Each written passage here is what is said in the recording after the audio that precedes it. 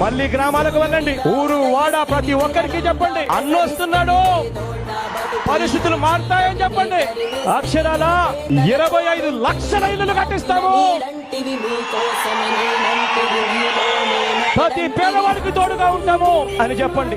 ఈ ఇల్లు ఇచ్చేది కూడా ఈ చంద్రబాబు నాయుడు గారి పరిపాలన మాదిరి జన్మభూమి కమిటీల ద్వారా ఇవ్వమని చెప్పండి. వైఎస్ఆర్ గారు మాదిరి ఇస్తాము అని చెప్పండి. సాచ్యురేషన్ పద్ధతిలో ఇస్తాము అని చెప్పండి. కులం చూడం, మతం చూడం, పార్టీ చూడం, రాజకీయాలు చేయం, రాజకీయాలు చూడం.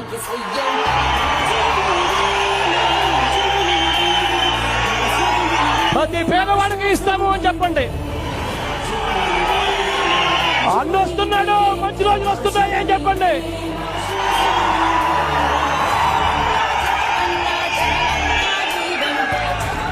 అంతేకాదు